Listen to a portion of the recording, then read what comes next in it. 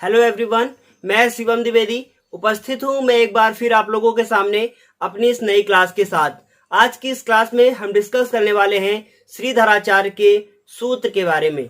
आप लोग यदि द्विघात समीकरण को हल करते हैं तो उनकी कुछ विधियां होती हैं। सबसे पहली जो विधि थी वो थी गुणनखंड विधि। उसके बाद जो दूसरी विधि थी उसे हम लोगों ने पढ़ा पूर्ण वर्ग विधि। अब हम तीसरी विधि को पढ़ेंगे और उसे कहेंगे सूत्र विधि द्वारा द्विघात समीकरण को हल करना। जब आप द्विघात समीकरण को हल करेंगे तो आपको ये तीन विधियां ही उपयोग में लानी है कक्षा 10 के लिए। तो अब हम शुरुआत करेंगे श्रीधराचार्य के सूत्र की। यदि अभी तक आपने हमारा चैनल सब्सक्राइब नहीं किया है तो चैनल को सब्सक्राइब कर लें और साथ ही साथ बेल आइकन को भी दबाएं ताकि आपके पास हमारा वीडियो सबसे पहले पहुंचे। शुरुआत की जाती है तो सबसे पहले आपको ये बताना चाहेंगे कि कोई एक समीकरण हम लोग मानकर चलेंगे और उस समीकरण से इस सूत्र के बारे में हम आपको बताने की कोशिश करेंगे। तो हम लोग लिखेंगे कि माना, बहुत ध्यान से सुनिएगा, बहुत ज्यादा इंपॉर्टेंट होने वाला है। माना ax² plus bx plus c बराबर 0। ये क्या हो गया? ये एक द्विघात समीकरण है। माना ax² plus bx plus c बराबर 0 क्या है? द्विघात समीकरण है। ये हम लोगों ने क्या कर दिया है? मान लिया है। अब आपको देखना है कि यदि हम इसके मूलों को ज्ञात करें। अब मूल क्या होते हैं ये आपको पहले बताया जा चुका है, लेकिन फिर एक बार बताते हैं कि मूल क्या है। मूल हमारा है x का मान है। तो हम लोग इसके x के मान को जब निकालेंगे तो किसी सूत्र का उपयोग करेंगे। वो सूत्र हम आपको यहाँ पे डायरेक्ट ही बताएंगे, क्योंकि इसे समझना ना तो पेपर में ये आता है कि ये सूत्र लिखिए और ना ही पेपर में ये आता है कि ये सूत्र कहां से आया। बस आपको ये सूत्र याद रखना है और इसको याद रखने के बाद इसको अप्लाई करना है, क्वेश्चंस को सॉल्व करना है और उसके बाद कैसे इस सूत्र का उपयोग होगा। इस सूत्र से आपको विविक्तकर के बारे में पता चलेगा, मूलों के लक्षण के बारे में पता चलेगा। सारी जानकारी आज की क्लास में हम आपको देने वाले हैं। तो ये सूत्र हमारा है -b plus minus under root b² minus 4ac और अपॉन में क्या है 2a। अब देखिए गलती कहां होती है, हम आपको तुरंत आपकी गलती बताते हैं। ये जो लाइन खींची हुई है, ये लाइन आप लोग क्या करते हैं कि यहां से खींच देते हैं और यदि आपने यहां से लाइन खींच दी तो ये फॉर्मूला ही गलत माना जाएगा। इसलिए ये लाइन क्या करनी है? पूरी खींचनी है। तो इस तरीके से ये क्या हो गया? हमारा श्रीधराचार्य का एक सूत्र हो चुका है। अब इस सूत्र में जो ये लिखा हुआ है b² माइनस 4ac, देखिए ये a, b और c के मान कहां से आएंगे? आपको कोई समीकरण दिया रहेगा, उसकी आप तुलना करेंगे, वहां से a, b, c का मान निकालेंगे, इसमें रखेंगे। लेकिन पूरी जानकारी क्या है? पूरी जानकारी ये है कि b² माइनस 4ac को क्या कहा जाता है? विविक्तकर कहा जाता है। विविक्तकर कहते हैं। क्या कहते हैं? विविक्तकर कहते हैं। उसके बाद आप बहुत ध्यान से सुनिएगा, इस विविक्तकर को और लिख लीजिएगा, इसे कैपिटल डी, बहुत ध्यान से देखिएगा, कैपिटल डी ही क्यों? क्योंकि इसे अंग्रेजी में डिस्क्रीमेंट बोलते हैं। तो क्या लिखा? इसे कैपिटल डी से लिखा जाता है, अब मान लीजिए आपसे किसी ने कहा कि कोई एक समीकरण दे दिया और कह दिया कि इसका विविक्तकर ज्ञात कीजिए। पूरी एक्सरसाइज इसी पे आधारित है। आपसे कह दिया गया कि विविक्तकर ज्ञात कीजिए, तो आपको क्या करना है? लिखना है विविक्तकर बराबर b² माइनस 4ac और मान निकाल देना है। एक नंबर क्या हो गया? पक्का हो गया। तो इस तरीके से हम लोगों ने श्रीधराचार्य का सूत्र देखा और साथ ही साथ विविक्तकर देखा। ये आपका पहला पॉइंट था। दूसरा पॉइंट आज का है, बहुत ध्यान से सुनिएगा, दूसरा पॉइंट है मूलों के लक्षण। अब ये बहुत ज्यादा इंपॉर्टेंट है, एक नंबर का बहुविकल्पी क्वेश्चन पेपर में जरूर आता है। तो हम लोग लिखेंगे मूलों के लक्षण। ये जो मूलों के लक्षण होंगे ना, ये आपके पेपर के लिए बहुत ज्यादा इंपॉर्टेंट होने वाले हैं। देखिए इसके टोटल 3 केस हैं और ये तीनों केस आपके पेपर के लिए इंपॉर्टेंट है। पहला केस होगा हमारा, बहुत ध्यान से देखिएगा, पहला केस होगा यदि, बहुत ध्यान से देखिएगा इसको, यदि b² माइनस 4ac, इसका मान आपने निकाला और इसका मान 0 से क्या हो जाए, बड़ा हो जाए। 0 से बड़ा का मतलब बहुत ध्यान से देखिएगा, ये आपका 0 इधर और इधर, इधर 0 से बड़ी वाली संख्या यानी कि आपका आंसर प्लस में आए और इधर वाला माइनस में आए। कुछ लोग ये बात नहीं बताते हैं आपको, हम आपको ये बताएंगे, इससे आसान आप कहीं नहीं देखेंगे। तो क्या लिखा, यदि बी स्क्वायर माइनस 4ac का मान 0 से बड़ा हो जाए तब क्या होगा, तब मूल कैसे होंगे, बहुत ध्यान से देखिएगा। मूल क्या होंगे, वास्तविक होंगे। बहुत ध्यान से सुनिएगा। अब ये वास्तविक क्या होता है इसके बारे में डिस्कस करेंगे हम अभी। मूल वास्तविक व असमान होंगे, या फिर आप लिख सकते हैं भिन्न भिन्न होंगे। क्या होंगे, भिन्न भिन्न होंगे, ये आप लिखेंगे।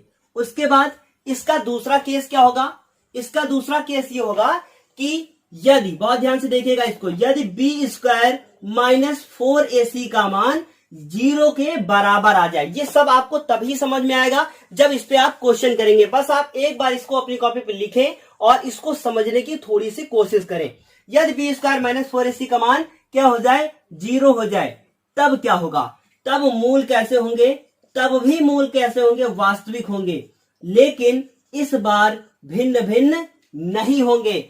इसका मतलब क्या होगा, मूल कैसे होंगे, समान होंगे। दोनों मूल कैसे होंगे, एक जैसे आएंगे। अब आपको ये बात कैसे समझाई जाए, मान लीजिए आपको ये एक समीकरण दे दिया गया, 4x square plus 4x plus 1, ये आपको दे दिया गया है।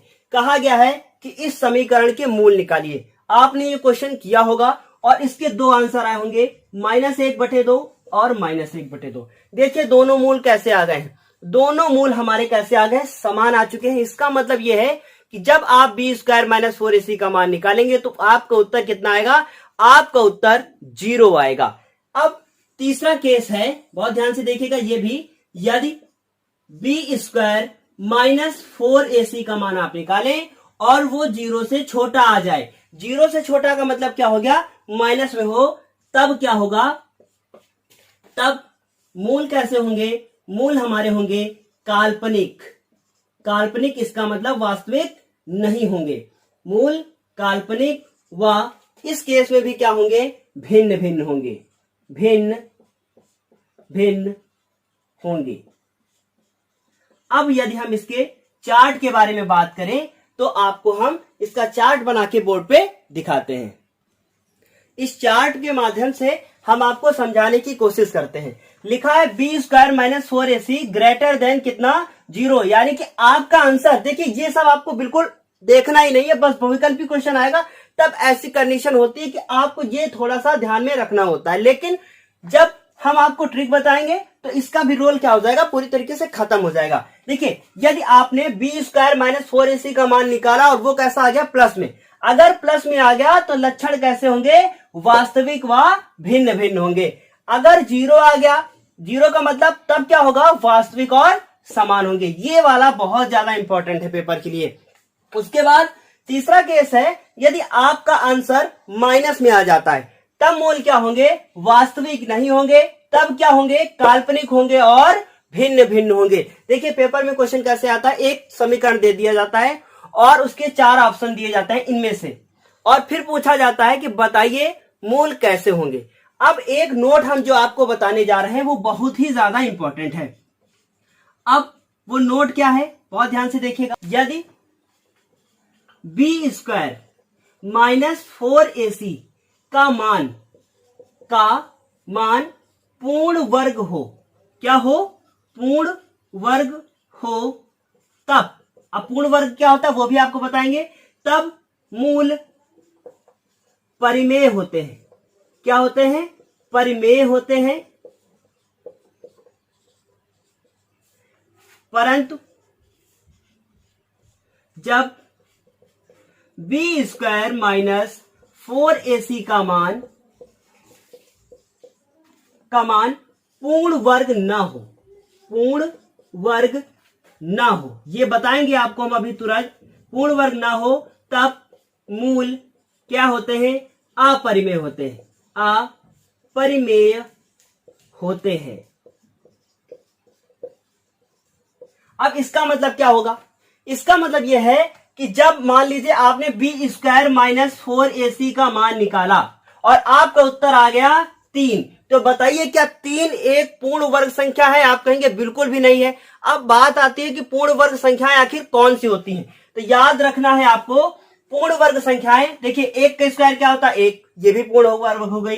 2 का स्क्वायर 4, 3 का स्क्वायर 9 और 5 का स्क्वायर कौन सा हो गया 25, 6 का 36, 7 का 49, 8 का 64, 9 का 81, 10 का 100, 121, 11 का होता है, फिर 144, 12 का होता है, 1 6 9 13 का होता है, 14 का क्या होता है 14 का होता है 196, 15 का 225 और 16 का क्या होता है 256 और 17 का क्या होता है 289 और 18 का क्या होता है 18 का होता है 324 और 19 का क्या होता है 361, 20 का 400, 21 का 441। ऐसे ही आप क्या करेंगे, ये लिखते चले जाएंगे। अगर ये मिलता है तो परिमेय है और नहीं मिलता है तो अपरिमेय है। देखिए क्या किया, 1 का स्क्वायर, 2 का स्क्वायर, 3 का स्क्वायर, 4 का स्क्वायर, ऐसे तो करते चले गए। देखिए यहाँ 4 का हम भूल गए, 4 का कितना हो गया 16 और 5 का कितना हो गया 25। इस तरीके से आप लिख लेंगे। अब 441, 21 का, 22 का लिख देते हैं 484, 23 का लिख देते हैं 529 और 24 का लिख देते हैं 576 और 25 का लिख देते हैं 625 हो गया। इस तरीके से क्या करेंगे आप कम से कम 25 तक का स्क्वायर जरूर याद कर लें। तो अब आपको ये बता दिया गया है। इस तरीके से आज की क्लास यहीं पे समाप्त होती है। फिर हम आप लोगों से मिलेंगे अपनी अगली क्लास में। उम्मीद है ये आपको जरूर समझ में आया है।